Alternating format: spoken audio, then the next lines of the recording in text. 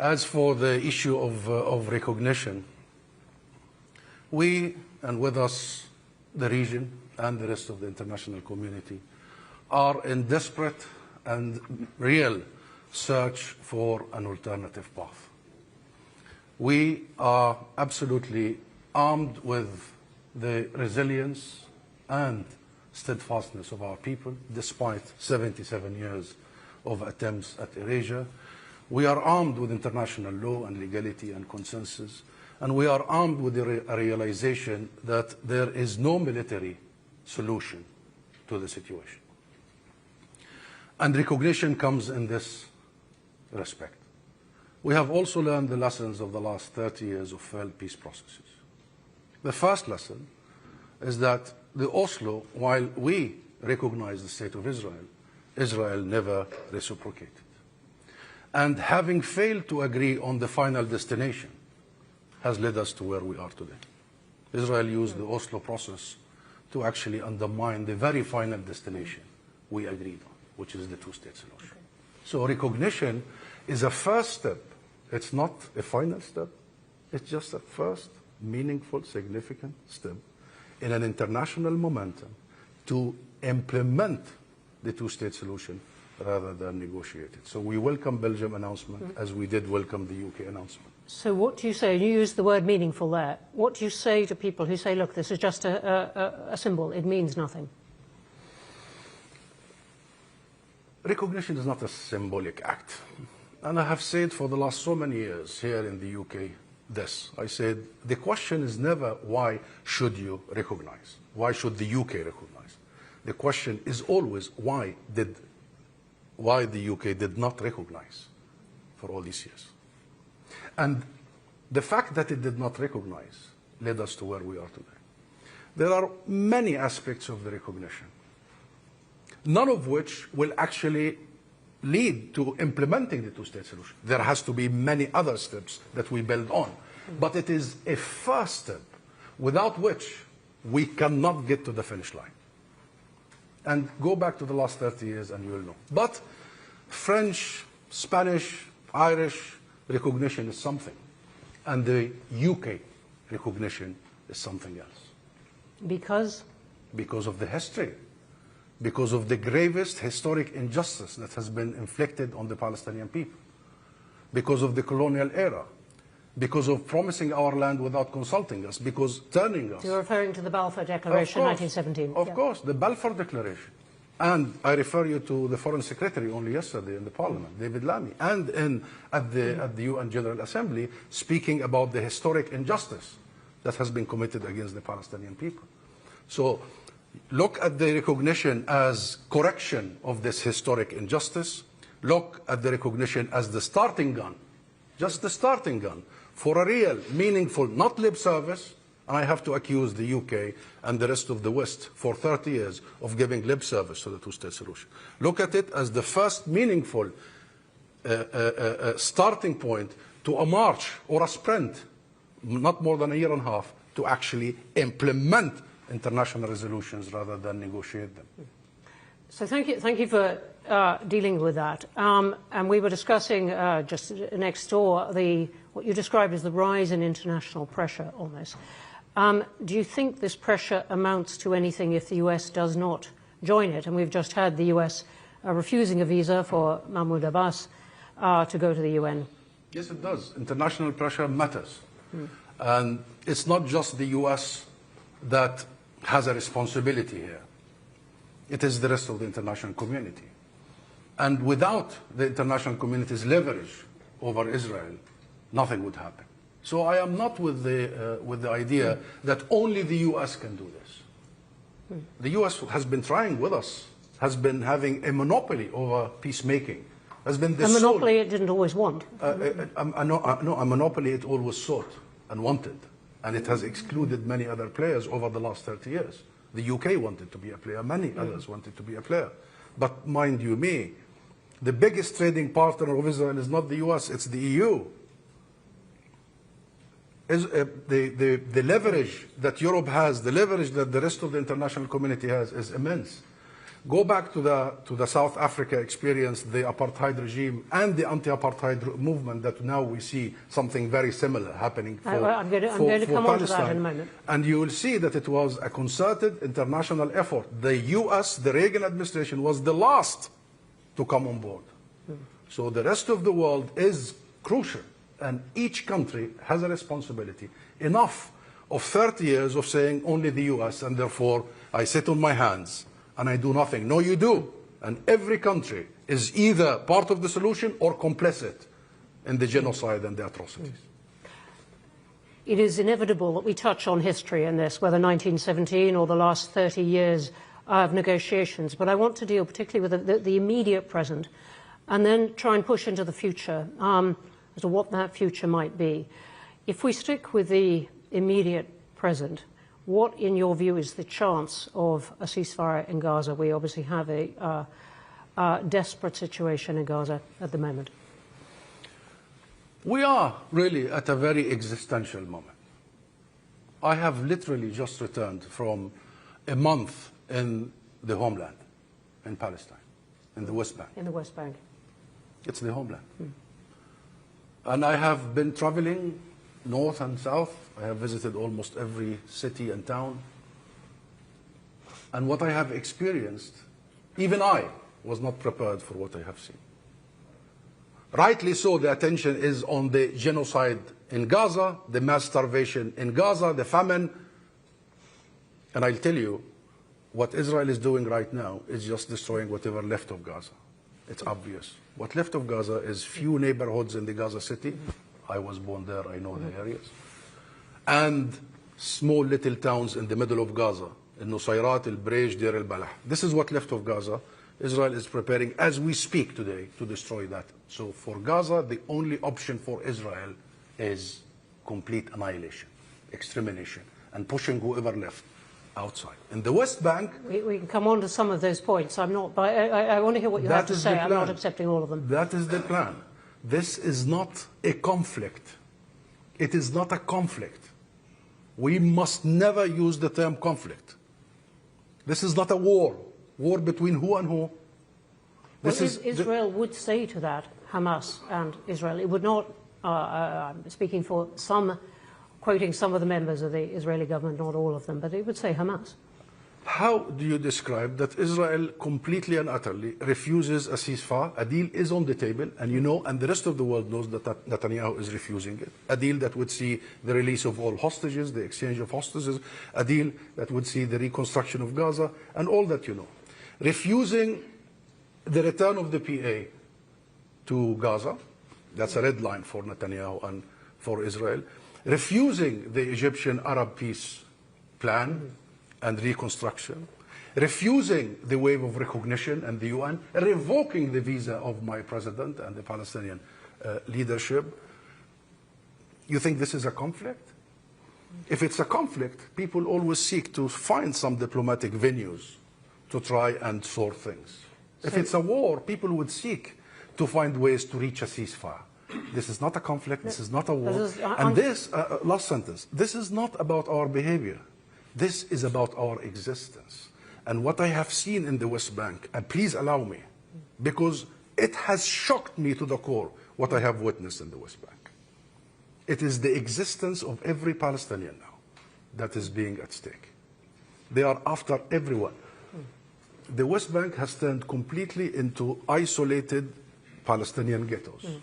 Each town, each village is surrounded by barbed wires, one gate, one gatekeeper.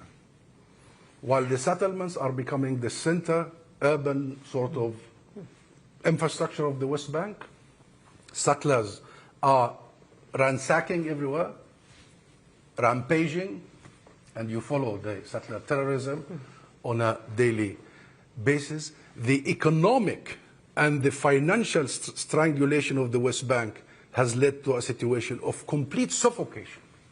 I mean, 250,000 used to work in Israel, gone. 250,000 work for the PA, no salaries. That's more than half of the workforce. And I completely agree with one of the points you're implicitly making, which is that what is happening and what Israel is doing on the West Bank is not being noticed as much because the world's attention is on Gaza, and that it is taking the territory. I completely agree with this point. But I want to, it is, at least by some members of the Israeli government, is very much by design. I want to return though to this question of the ceasefire. And you say it's not about our behavior.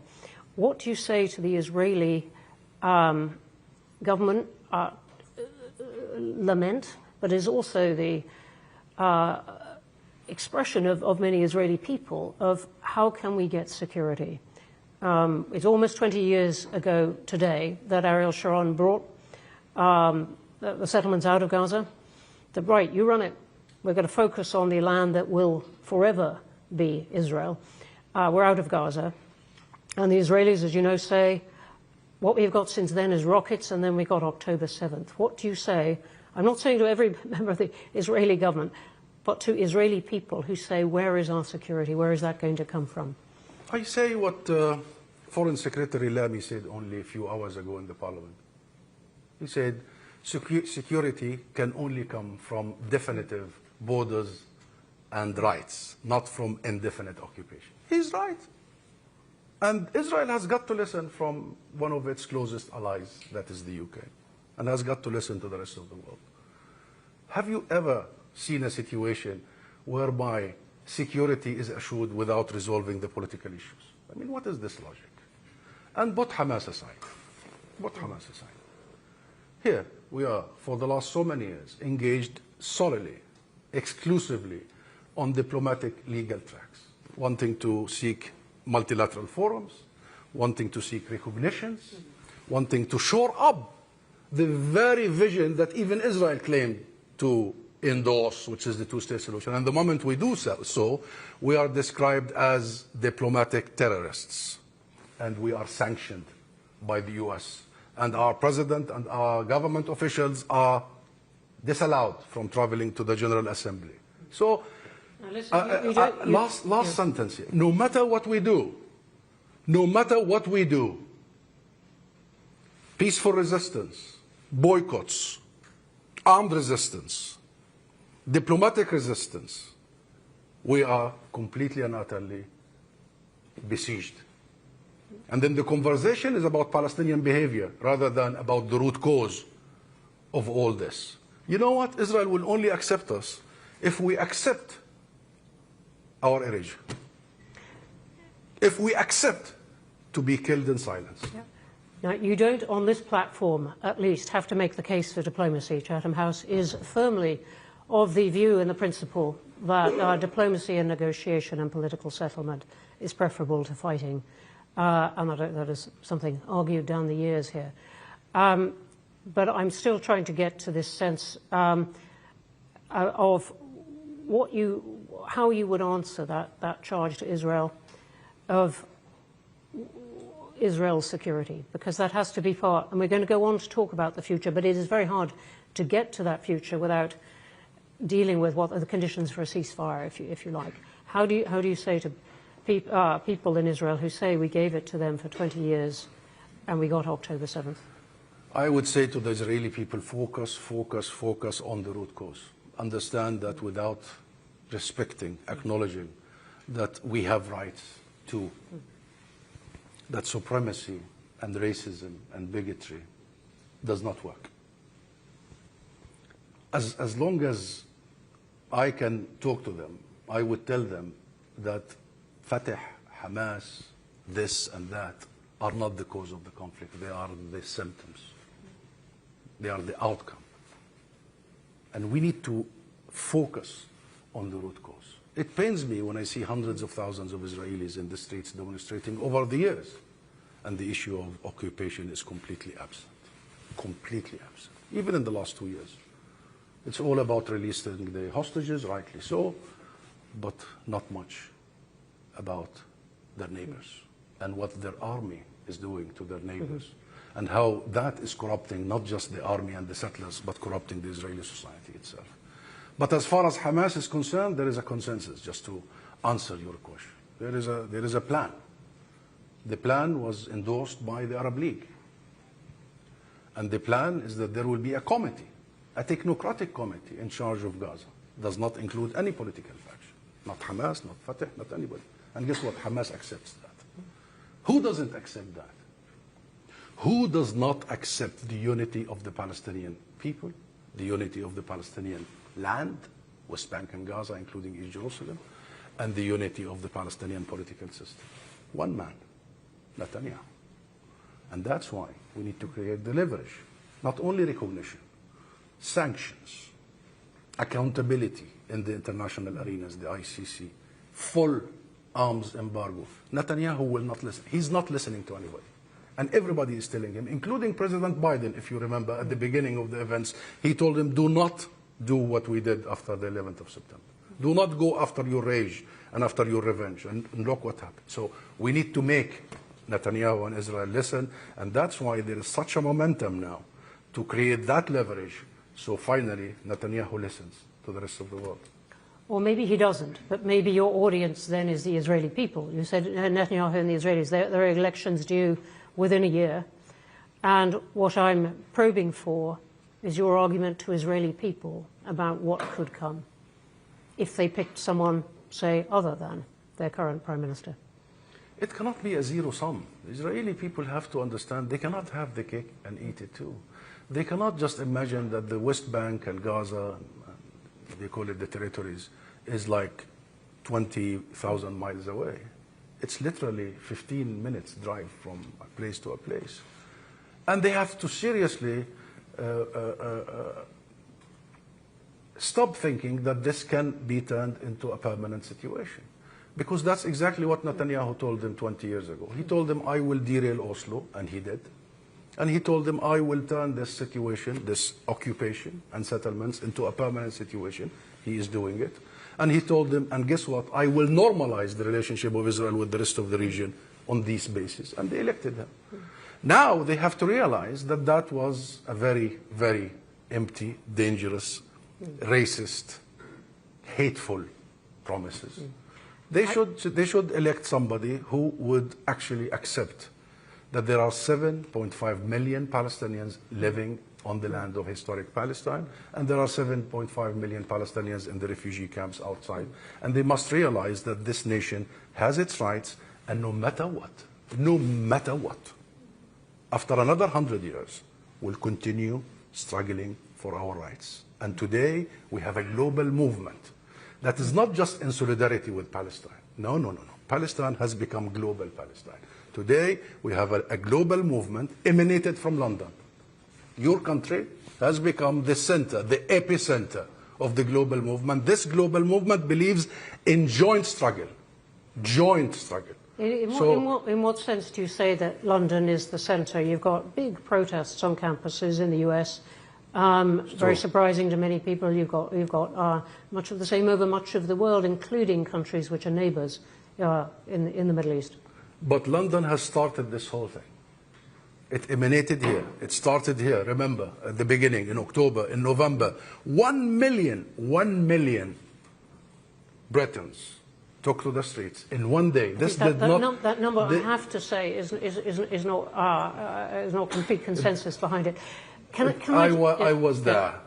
All right. I stood. All right. I saw the streets of London. Plus it one. Doesn't matter Yeah. the exact number. Yeah. What matters, London started this movement, and it has the biggest numbers in comparison to any place. And it has a historic relevance because the British people are the most active, the most engaged, the most aware, and the most conscious about the history and the Balfour Declaration and the colonial era, on the one hand. On the other hand, look at the anti-apartheid movement.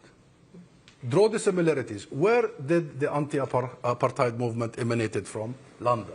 There are reasons, historic reasons, present reasons, why London and the UK has always been the epicenter. So when I see that London has become the epicenter for the global Palestine and the joint struggle for Palestine, and Palestine has become a global movement, I am way more hopeful than I am depressed. So let's come on. We're going to have to jump over the question of a ceasefire because it is so phenomenally difficult.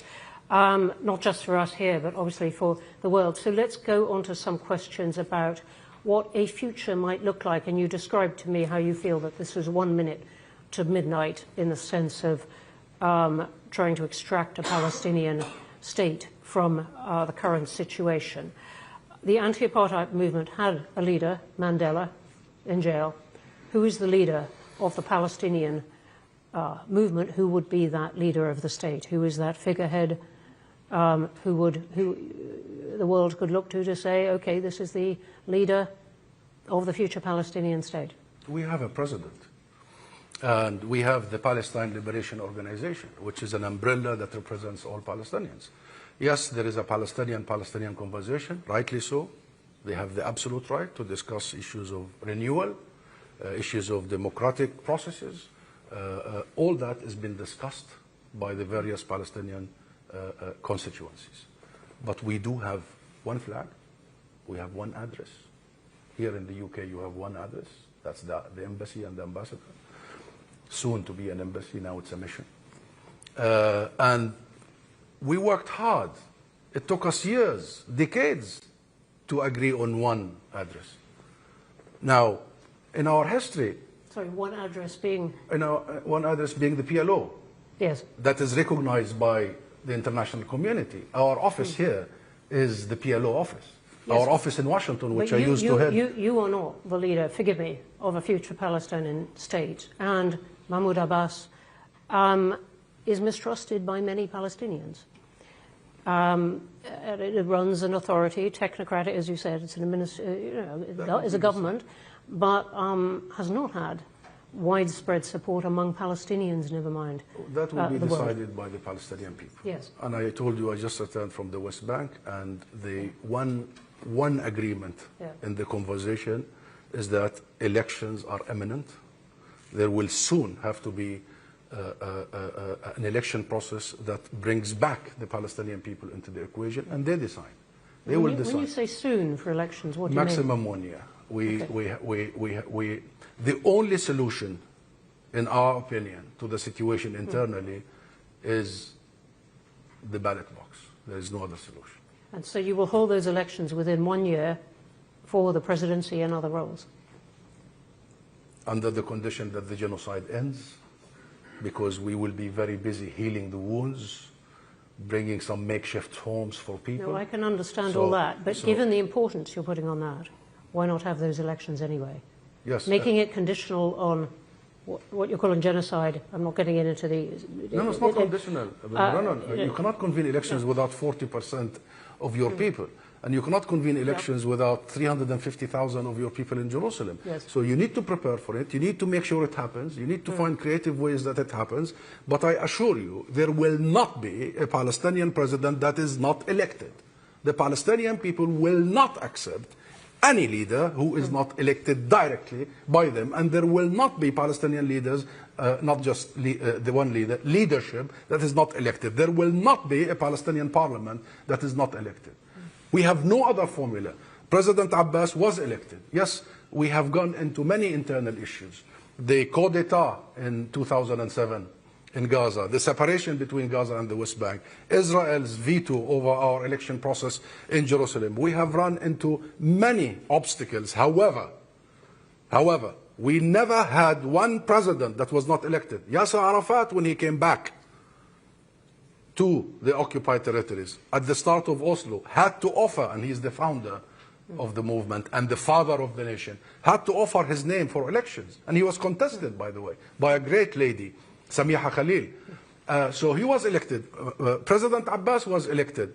Okay, we ran a bit late for convening the elections on time, but I assure you, we will never accept, nor the Palestinian people, anything less what the Palestinian people demand, which is democracy, and the people have the source of legitimacy, no other. It's been a long time since there have been elections in Gaza, which obviously Hamas won, and then the elections were not repeated. Where does Hamas fit into this? And supposing Hamas gets a significant presence in those elections, is that a problem for what goes forward? Well, as we started by saying, we did agree with all actors involved, all partners involved, that the future will involve one Palestinian government in charge of both the West Bank, including Jerusalem and Gaza, that government will not involve Hamas or any other political parties. That's agreed. It will still be elected? As for the, that will be technocratic. A technocratic government. Governments are technocratic. As for elections, not you, not me, not anyone will decide. It will be the Palestinian people. They will decide. And once they decide, we should never repeat the mistakes of 2006. We have to respect the will of the Palestinian people. As for Hamas and how it will pose itself and how it will be part of this, there is an internal Palestinian dialogue, very serious. It's been going on for some time. But that has got to be an internal Palestinian conversation, because there is no other solution. Any externally imposed solution is not going to do. But nonetheless, you have countries, Israel obviously one, who won't deal with Hamas, but there are others in the region as well who are not keen to deal with Hamas. So I think even though you're describing it as an internal Palestinian problem, to include Hamas in some kind of elected political structure, does it not represent a problem for any kind of resolution you want of this? That's why it will be up for Hamas. And it will be up for internal revisions within Hamas and internal revisions within the Palestinian polity. And I assure you, and go back to the history, the Palestinian people are very clever. They will elect the people who would actually serve them best. So leave it to them. You will find them to be more aware than the rest of the international community who is best to lead them. And you know what, while we have issues and we understand that in the day after it has to be the PA, and we are absolutely clear that there has to be one law, one government, one police force, and we will do that. It's a commitment. And we will do that not because it has to do with Hamas only. We will do that because we know that the main requirement for us right now is to keep the unity of our people, territory, and political system. But in the very end, Hamas is part of the Palestinian political, national, and social fabric. And they will not just disappear in a second. What we are discussing is not erasing. We are fighting Israel's erasure. What we are discussing is reform, change of direction, internal dialogue, so we avert Israel's complete annihilation project, and we maximize our interest at this critical moment that you described earlier as a minute before midnight. It was your phrase, but I picked it up because it is so resonant. Let me ask you a few more things before I come to questions, but just as we are on Hamas, do you condemn what Hamas did on October 7th? Seriously? Yes. Seriously. I'm not joking. I'm not joking. 2 years, and you have seen the many interviews in this regard on the 7th of October and what followed, should have been clear that what we rejected was not what we believe in. And I'm not here to defend ourselves, because ourselves is very clear. We are absolutely, adamantly against targeting civilians. Absolutely. And our entire DNA for so many years is diplomacy. That's why I left academia and I wanted to be a diplomat, because I believe this is... And as I said, you don't need to make that case here. I don't need to entirely agreed on that What point. I have refused, and I refuse this question, is because such a question has exactly led us to where we are today. And this was not the first time that you asked Palestinian officials to condemn ourselves. Because, and that's the conversation I've had all along. This is about such double standards, such racism, such deep embedded dehumanization of the Palestinian people that I reject. I reject. On the 6th of October, the UN announced that it was the deadliest year for Palestinian children killed by Israeli forces in the West Bank. And I told your BBC anchors on the 7th of October and on the 8th, why did you not bring me here to discuss the killing of 360 children in the West Bank? And why, since the 7th of October, and despite the very well-recorded genocide, everyone saying now it is genocide, including Israeli human rights organizations like B'Tselem, and still until now, Israeli officials, including the Israeli ambassador here, appears on all platforms and not one question about condemnation. What is this? What is this?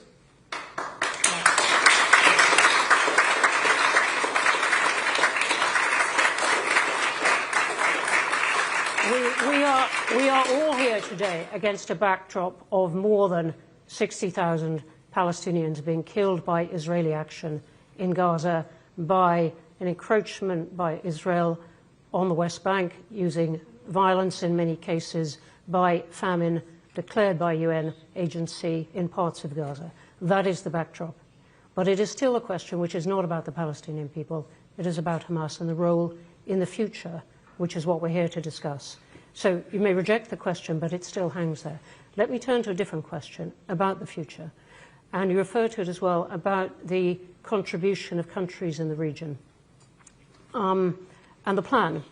Various call it the Arab plan, the Egyptian plan, various countries have tried to take leadership in this. But it is a new element, conceivably a very positive element. The countries in the region, the Saudis in particular, saying we are throwing our weight behind this. We want a state and a commitment to a state for the Palestinians. And we offer Israel all kinds of normalization, but we must have this commitment. Is that a support that you can use at this point? And if so, how do you use it? Absolutely. And it's a momentum that is real, that is meaningful, and that has the right steps. And I started by saying we started on the wrong steps 30 years ago.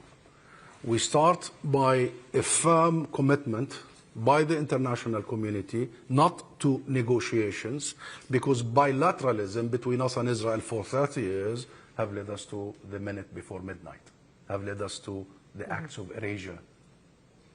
I didn't speak about the West Bank as much as I wanted. No, I'm coming on to that. You didn't allow me to talk about the actual acts of erasure in the West Bank everywhere. Not just Gaza, genocide, starvation, and what have you. And by the way, Israel within, I think, the plan is within weeks, maximum months, Gaza is completely gone. But the West Bank will take them a bit longer. But it's the same plan. So at this point in time, what you need is to try and put sticks in this erasure wheel. That happens through ceasefire. The region is also pushing and pushing and pushing for ceasefire, creating leverage for ceasefire. This insanity must end, because nothing will make sense if you don't end this insanity. Number two, the region has a plan and the will and the investment to immediately deal with the atrocities and the catastrophes Israel left in Gaza. We have a plan. Every other day we are in Cairo. Now there is a senior delegation in Cairo discussing details of how do we begin at minute one to immediately alleviate this unprecedented human suffering in human history. And the plan is real. And the support and the finance of this plan is there. And Cairo is preparing to convene a conference for reconstruction of Gaza. And London is convening a conference for reconstruction of Gaza. Remember, the UK, Egypt is the co-chairs of the reconstruction process in the multilateral plan that will be convened, that was convened in July and now will be convened in New York again on the 22nd of September. Lastly, and of course the region and with us, and by the way, everything I said until now has the full support of the international community, including the UK and the EU. The UK is very much behind the Arab plan. Yes, but the Arab plan is not just about ceasefire. It's not just about ending this. And the Arab plan knows that we can end this tomorrow. We can end the insanity, the madness, the atrocities, the evil tomorrow. And we have the formula. And it's not just about rebuilding Gaza. and bringing back the Palestinian United Government. The Arab plan and the Palestinian plan and the international plan is also that peace is possible. How is that? At this 1 minute before midnight, at this most existential minute of our life, we believe peace is possible. And that's why the Saudi and the Arab momentum is crucial. Because while Netanyahu is busy in his war of annihilation and extermination and genocide, we are busy building an actual track for peace. And every act on the way is an act of peace, including sanctions. Here, in what we're doing, when the UK government imposed sanctions, it's an act of peace. When Belgium declares only a few hours ago it will recognize at the General Assembly, it's an act of peace. What you will see in New York might be the actual last attempt at implementing the two-state solution. So let that not fail. Yeah. Let that not fail. Let me just pick up as my last point then, this question about whether we are 1 minute to midnight or in fact 1 or many more minutes past midnight. Is a two-state solution still possible? We had in the past couple of weeks Israel saying it would build on E1, this very technical term for an absolutely crucial hill where Israel has already built police station, road and so on, but now build residentially on a part of land that would split the West Bank. Is a two-state solution still possible? The answer is yes. Any solution is possible. The problem is not, is the two-state solution the bad solution? It's a good solution. Or if one democratic state for all of its citizens from the river to the sea is it's a good solution. Any solution that includes the 3 rights of the Palestinian people is a good solution. The right to self-determination, that's enshrined, it's a birthright, inalienable right, no conversation. Remember, there was a law in the Knesset recently to specify that the right to self-determination from the river to the sea is exclusive to the Jewish people. Because they know this is the main right for us, to block a state. Number 2, the right of Palestinian refugees. I mean, you're talking about more than half of the Palestinian people, including myself. You cannot reach a solution without addressing their issues. They have properties, they have homes, they have issues. They have international law backing them. And the third is equality. Wherever we are, including Palestinian citizens inside Israel, have the absolute right to be equal. These are the 3 rights. So these are principles that you and your colleagues have been arguing about for decades. What I'm asking at this exact moment that we're talking is, given the territory that Israel and settlements have taken, particularly from the West Bank, is a two-state solution really possible in terms of the land that is left here? I was going with this, that the problem is not the vision. The problem is enforcing the vision. The problem is not the law. The problem is in the enforcement of the law. No one is enforcing it. And throughout all these processes of trying to implement the two-state solution, including Oslo, we had no accountability mechanism. Israel was quadrupling the settlements, no accountability mechanisms, no international guarantors, no nothing. So we need to learn the lessons. And I believe what we are about to do in New York is learning the lessons about the lack of recognition, so we correct that as a first step again. And I must say that I have heard the announcement here in London about the recognition, and it has, unless Israel stops the genocide or the war on Gaza, unless it stops the siege and the humanitarian assistance get accessed, and unless it stops the annexation of the West Bank. And let me explain. Recognition must be completely and utterly unconditional. It is a legal... So the UK government was wrong. It has to be unconditional. This is an inalienable right. You do not discuss with it anything else. And it is a legal obligation upon the UK government to stop the genocide, to stop the annexation, and to recognize the state of Palestine. It's not either or. But the two-state solution is possible, absolutely possible, should we garner sufficient international will to enforce it, and that's our plan in New York. We want to build a multilateral momentum, energy that includes the world, not just one mediator, and hoping that one mediator will jump on the wagon later towards implementing, actualizing, is that a word I can use, the two-state solution. And if you want my opinion, given the momentum now, the energy, the movement that we just discussed, given many things, I am more hopeful that we could actually implement it. It will take a lot of efforts. It will take courage and bravery in the part of the international community. But believe you me, as much as you hear Israel disregarding international actors, not heeding anything, in the very end, it lives on external support. And if that external support is genuinely, not half commitments, not half arms embargo, full arms embargo, not half sanctions, full sanctions, if that international momentum is genuine and serious, Israel will have to heed. Okay, let's come on to some questions. I'd be surprised if there were none. Let me take, and I'm going to take them one at a time. People could make them a question, not a speech, and if you could ask just one question, I'd be grateful, and I'll take some online as well, please. You need a microphone. If you could say who you are, that would be an extra bonus. Thank you very much. I'm Salman Sheikh. I'm the CEO of the Sheikh Group. We work on dialogue and peacemaking. I've known Dr. Husam since the days in Gaza when I worked for the UN Middle East envoy, who, by the way, always said he was the architect of Oslo, that there was no independent referee when it came to Oslo. That meant settlement building. And secondly, there was no end destination. So, for sure, the end destination is what I wanted to talk to you about. I agree with you, Dr. Husam, about a more hopeful scenario, but many of us who've known Benjamin Netanyahu believe that he's now more nakedly pursuing a greater Israel project, which includes, of course, erasure of Palestinians in Gaza, but also in the West Bank. You've talked about a fledgling international coalition and pressure.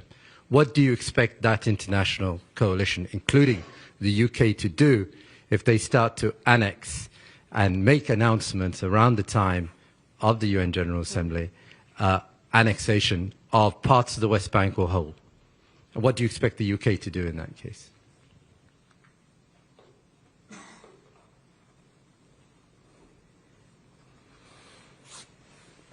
You know, many of these questions, Salman, and it's good to see you, my friends. We were colleagues in the UN office at that time.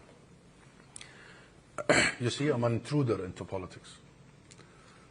Many of these questions have a very simple and straightforward answers, and sometimes it gets me a little bit heated to ask this question, because it was very straightforward when Russia invaded Ukraine. What should the UK do? Very straightforward. And for the rest of the world, the full force of the law, the full force of the law was applied instantly. No conversation.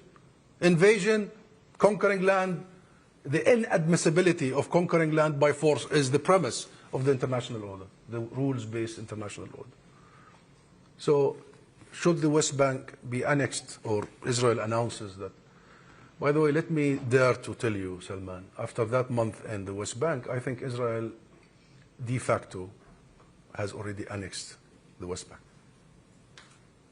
It's just waiting for a moment to announce it. It is destroying the entire apparatus of the Palestinian government, the authority. It is not allowing any services to be provided.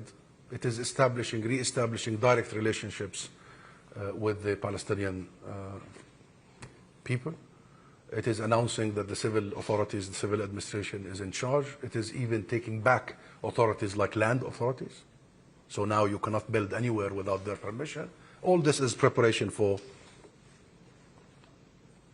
So this is a very grave and serious matter. So that's why we keep saying recognition is the first meaningful step, but it is by no means the last.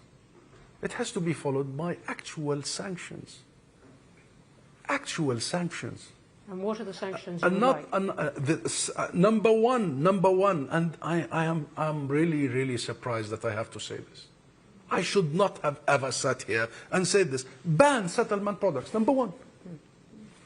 You keep saying every morning, every evening, from 10 Downing Street and from the Foreign Office and from every single establishment here, that these colonial settlements are illegal. And they are.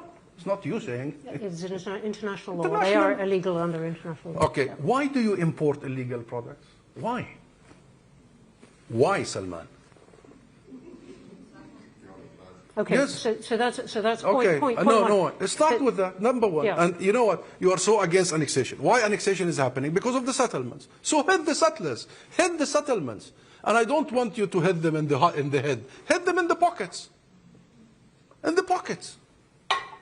And the list of sanctions, and I see Andrew here from the FT, because I've discussed this with him before, the list of sanctions is very long. Sorry to call you off guard, Andrew. The list of sanctions is long, and we have provided that list to the government here. Be real, and don't be half-committed, and don't zigzag and dance around the issues. Illegalities must be marked.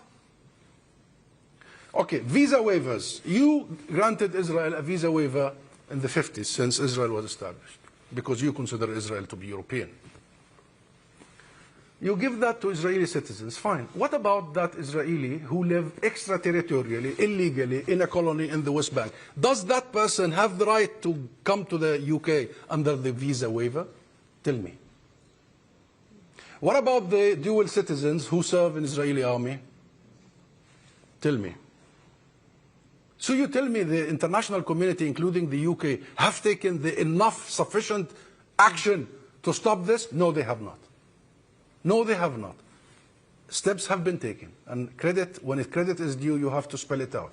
The UK government, for example, have taken some steps. But too little, always too late. They have doubled their support to UNRWA. Very welcome, given the attack on UNRWA and the Palestinian refugee issue. They have withdrawn the previous opposition to the ICC process, and they said they respect the independence of the International Criminal Court, and we welcome that. They have imposed a partial arms embargo, minus F-35s, and we welcome that. They have announced a series of sanctions on 2 ministers and on settler violent groups and on the institutions that support these institutions. We welcome it. And they have they have announced their intention to recognize the state of Palestine, as you heard, on the 29th of July. But if you put all these steps, most of them are half measures, and all of them are not done in a way to really create leverage. So when the arms embargo is announced, you have official statements saying that, yes, we will impose an arms embargo, but we assure you this will not affect Israel's military capability. I mean, what are you doing? I mean, the whole idea of arms embargo is to affect Israel's... So these things need to be done with full heart, with meaning it, say it, do it as you mean it. And let's be together. This is not about punishing Israel. This is about saving Israel and saving the rest of us. Mean it, do it, walk with us, march with us for a very short period when we change the reality and tell every actor involved, this is the path, and we are serious about the path, and we will invest political capital in the path. As long as we dance around it, we will not get there. So this is the sanctions for you. Okay. Thank you, and thank you for the question. There was one right at the back, nearly at the back.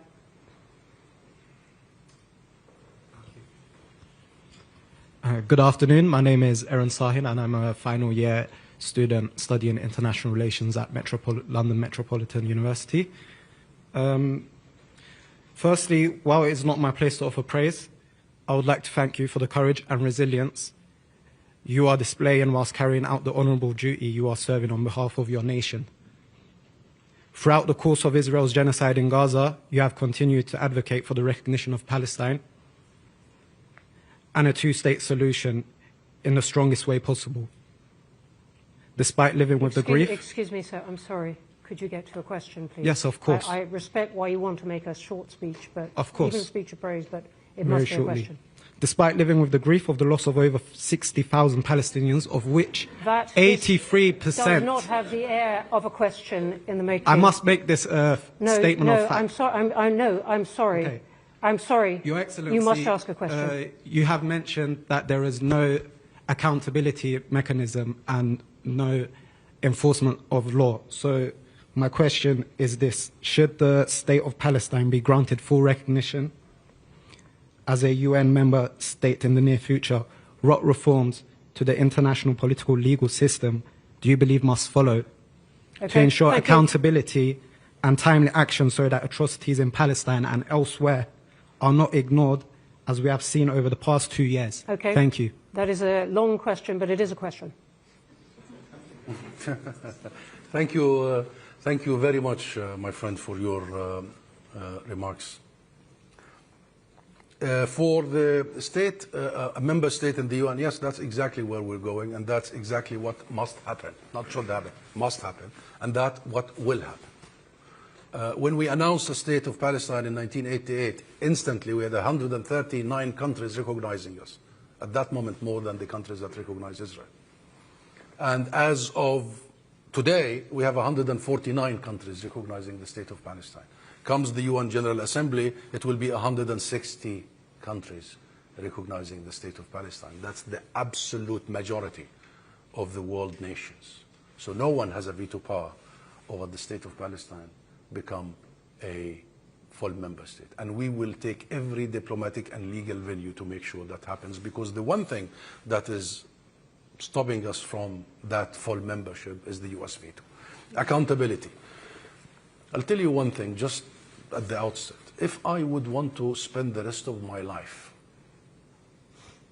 on any item that I listed, it will be in accountability, not in anything else.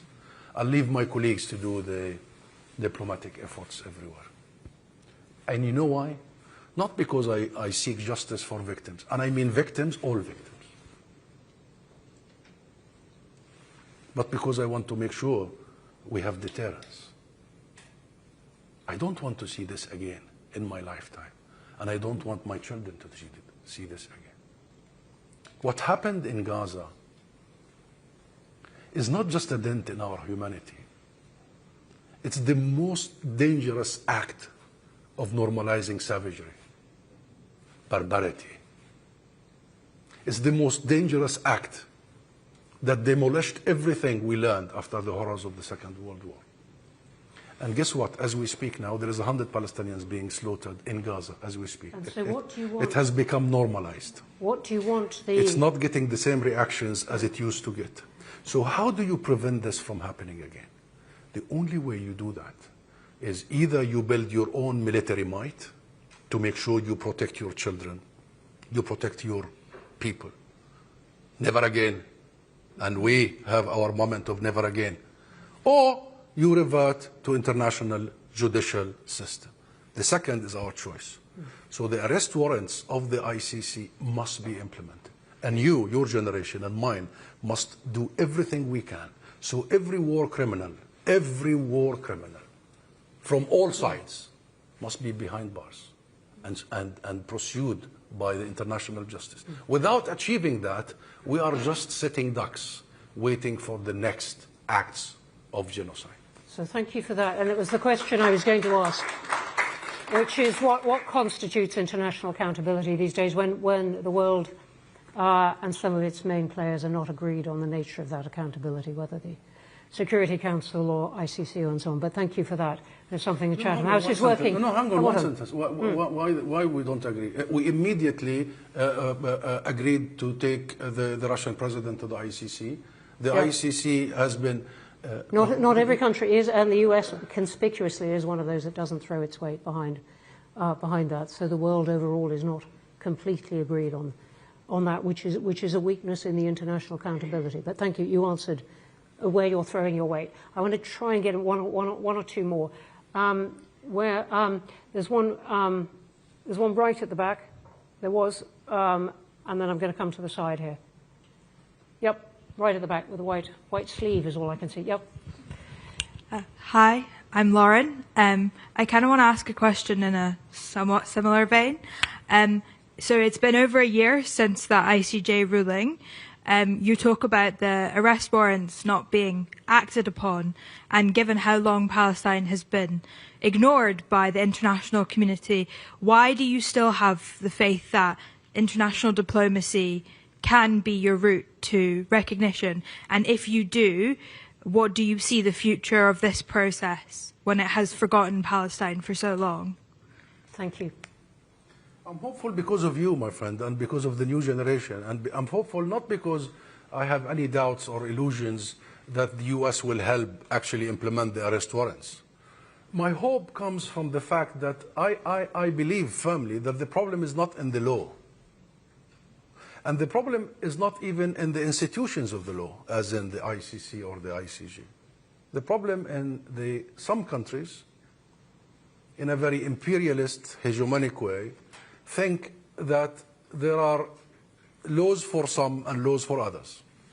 I'll quote a very senior American senator here who said this last year when the arrest warrants came out of the ICC. He said the ICC was created not for America, not for Europe, and not for Israel. The ICC was created for Africa, for some countries in Asia, for Russia. So the problem is in the double standards of applying the law, number one. Number two is in enforcing the law, as I started by saying. Now, your role as a new generation, and my role and our role, is to make sure that the law is applied equally. I know this sounds very simple, but it's so hard to get. And I have hope in the newer generations, and I follow what is happening in the US, given that the US is the biggest obstacle to applying the law equally.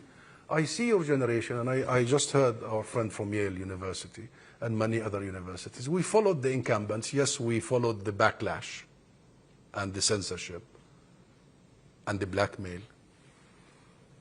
But we also see that growing numbers of people worldwide, that is reflected in national political processes, that they really want to see the full equal application of international law. It's not going to be easy. It will be difficult. But hell, you and I will have to keep going until we get to that point. Thank you. I'm going to squeeze in one more quick question. There was one here at the side. I'm sorry, I'm taking them sort of in the order they came. The lady here on the side. Good day, good afternoon.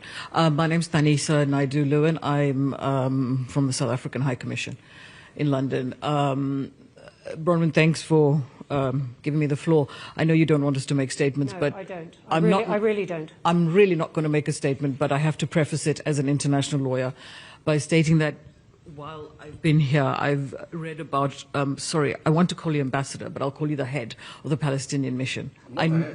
Not a head. Okay, but it says that there.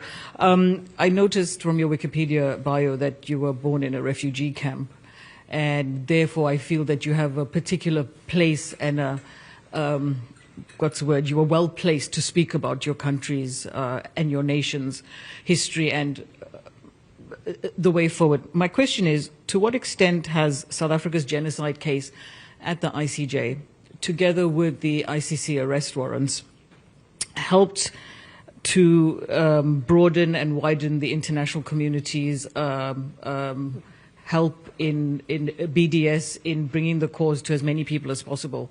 And what more, apart from diplomacy and speaking about these in forums like Chatham House, can one do to assist Palestine recognize its full statehood? Thank you. Thank you very much.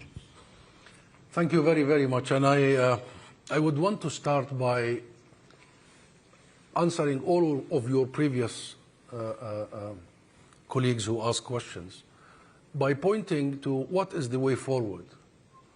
And in my opinion, the way forward can be summarized by one country, that is South Africa.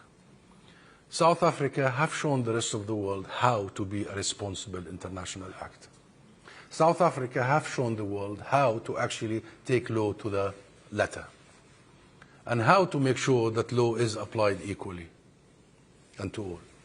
And I salute you, and I salute your country being from the Commission of South Africa. And actually, I am going to salute you myself, because I know Chatham House don't like the upload. And having said that, my friend, we need to keep the course that you started. And now we have multiple forums and groups, including the Hague Group, as you have followed, and South Africa was taking part of that to make sure that we apply the international law equally.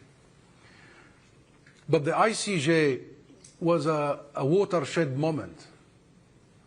And there are two moments in that. The moment South Africa and other countries took Israel to court for the crime of genocide, and as early as January 2024, the court came out with a clear ruling that it is plausible the crime of genocide is being committed, and therefore placed Israel officially on trial for genocide. Now, you and I know this is going to take years to come up with a final verdict.